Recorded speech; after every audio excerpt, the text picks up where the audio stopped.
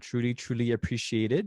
Um, Next up, as I start to get organized here, is our Disability Support Services Office. And let me get my act together here.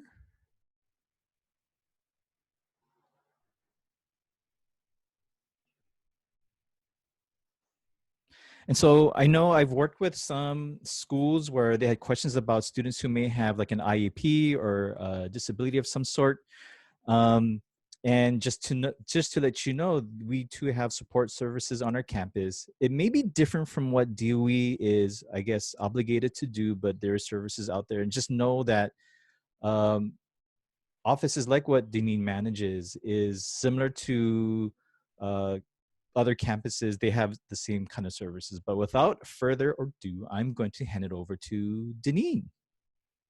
Thank you, Sheldon. Good morning, everyone. I hope everyone is taking care and being as well as can be. Like Sheldon said, I am the counselor in the Disability Support Services office. And sorry, Sheldon, you can go ahead and put the PowerPoint up. Yeah. So our office, you can go ahead and advance to the next one.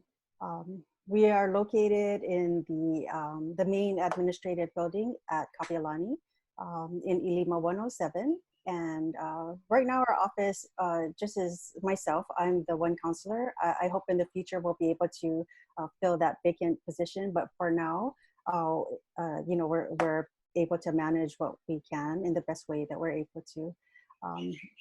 Pamela Webb is our accommodations coordinator, and she kind of oversees the overall the office management. She coordinates the note taker schedules, kind of takes care of the testing schedule, and oversees the student workers who also help us in the front office. We also hire, depending on the need, a bunch of student workers who serve as our note takers, our scribe readers. And from that pool, we usually find some exceptional note takers who will help us out in the front office. Okay, go ahead. So the Disability Support Services Office, we call ourselves DSSO for short. We primarily service the whole range of disabilities, with the exception of a student whose primary disability is deaf or hard of hearing. So we do have a separate program called the Deaf Center. They're not quite a center. They've kind of pared down from what it used to be many years ago. But we still have that program in operation. So Jan Fried is a teaching faculty, but she also serves as the interim counselor for now in coordinating services for the deaf and the hard of hearing. Mona Fung is also the person who kind of serves as the accommodation coordinator for the deaf population.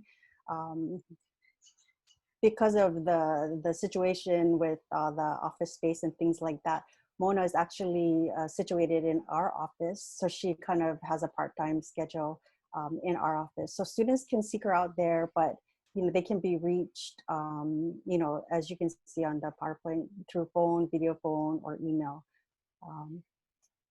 And we don't expect students or staff or faculty to always know who to contact first. So the most important thing is if you call us, we're going to help you find who you need to talk to. So, but just in general, just know that there is a separate program that is primarily servicing students whose primary disability is deaf or hard of hearing.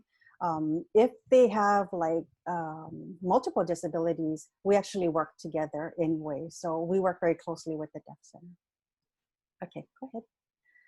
So our mission at Kapi olani is to ensure that we provide equal access to education. That means that students have equal access to our programs, services, activities, and our facilities.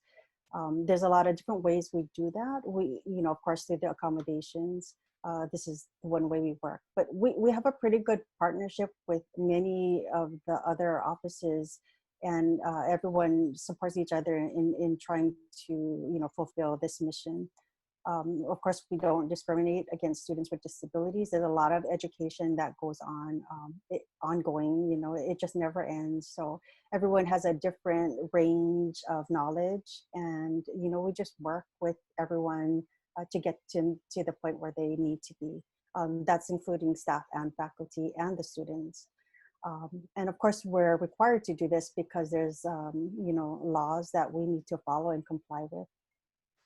Okay, go ahead, you can go to the next one. So many of you probably are already familiar with the Rehab Act of 1973, and then the sections 504 and 508 of the Rehab Act. And, you know, 508, of course, is the big one because it's all of our digital, electronic web, you know, things that we need to follow now. So that's really, it's always been a hot topic, but it's even more so now that we're working remotely. And then, you know, as time goes on, they make amendments to these things that they have to tweak as, you know, things change on the landscape, the legal landscape. Okay. So the definition of a disability, there's three categories that someone might fall in. So, you know, the primary one is that they need to have a physical or mental impairment that substantially limits one or more major life activities. So, you know, it's not just the occasional, I don't feel well, you know, that kind of thing. It really has to be substantial in the way that you can't perform a basic activity for living. And you know, that means different things to different people. So as we go along in this presentation, you know, we'll talk about intake appointment and why that's so important for us. The second way to qualify is that there needs to be a record. They could have a record of such an impairment. So right now they might be healthy, but maybe a few years back they were hospitalized for a certain, you know, reason. So, you know, things like that will come into play. And then the third one is regarded as having such an impairment. So these are the folks that, you know, when you see them, they obviously have a disability. So you're talking about someone who might be blind, who might be using, you know, a red and white cane, or they're mobility impaired and they're in a wheelchair. Okay. So the big difference between high school and college is in the K through 12, the school is really responsible for making sure that a student is receiving the education they're, you know, they need to have. And if they are struggling in some way, they need to provide the services. They really gotta, they go to the student and they work with the student and provide, you know, whatever services are needed. In the college setting, that's different. You know, students must self-identify. They need to disclose as having a disability. They need to come to the Disability Support Services office to apply for services.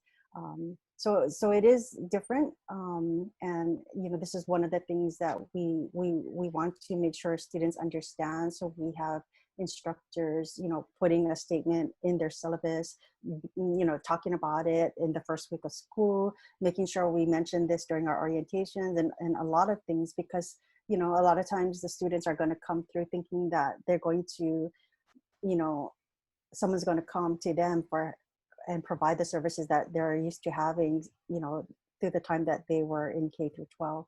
So, you know, there's a lot of things that happen in college. So some students will come through, but some may not.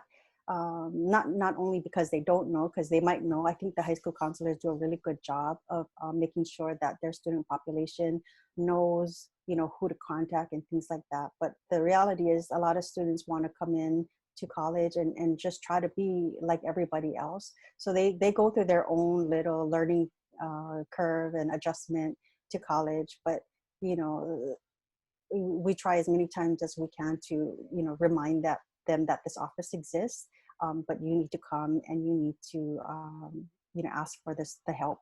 And we do help the faculty to work with their students if they have any questions about or suspicions that a student may have a need. So there's a lot of things that go on. And then we do ask that students provide documentation, because it really helps us in making sure that we're providing the right kind of accommodation. You know, sometimes without that kind of documentation, you know, we may not know if we're really getting to the things that that student needs. And sometimes they may not be able to explain it as well as they should.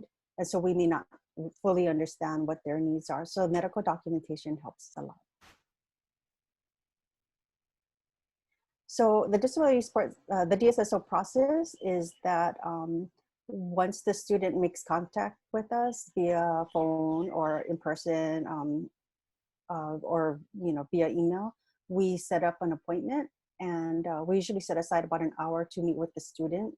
And in that process, there's a lot of discussion that happens. You know, we try to have a lot of talking points to try to figure out where that student's at, and how we can go forward with them.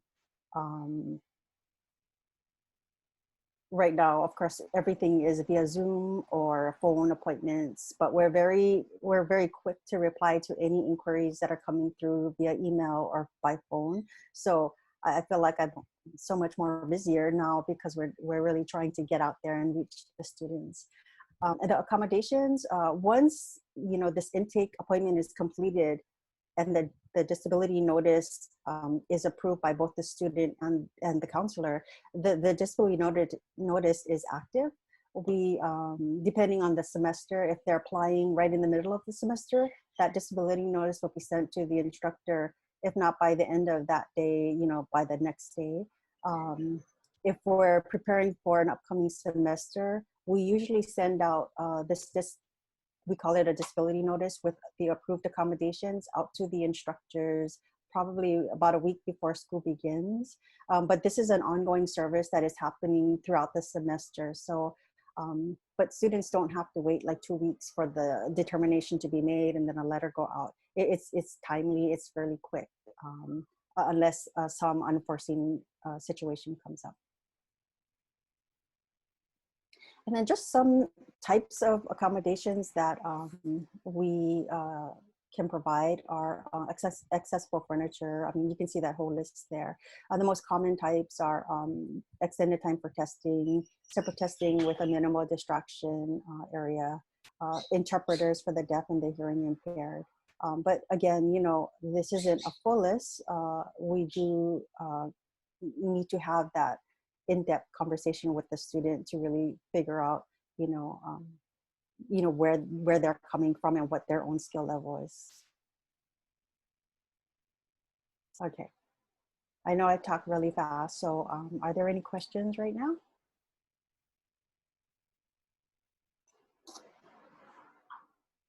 Okay. Well, you know what, if you do have a question later on, you know how to reach me. I mean, I think I gave Sheldon that getting started, you know, flyer that he's going to share with you. So there's all of our contact information there.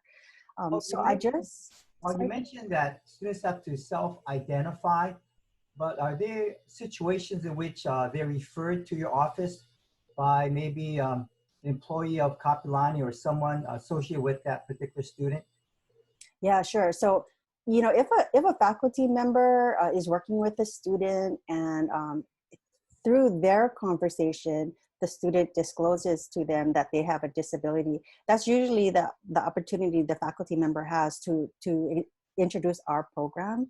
And then from there can be a you know, different ways that the student can actually come to our office. You know, faculty have walked students to our office. Other support service providers have walked their, you know, targeted population or their student to our office. They can give the student their information, I mean, our information, and then the student will follow through. So yes, you know, but the key is that, you know, faculty or staff, they can't come out and just say, oh, I think you have you know, are having trouble. I think you might have a learning disability, and I think this is a good program for you. You know, they have to kind of couch their conversation to a place where the student will, you know, let that know. And sometimes that comes about over time because as a semester goes along, you know, the instructor notices maybe the student is struggling, and then, you know, the student is coming in for help. this is kind of a pattern that's developing. And then by the time it gets to that point, the student it has fully disclosed something. So yes, that happens a lot.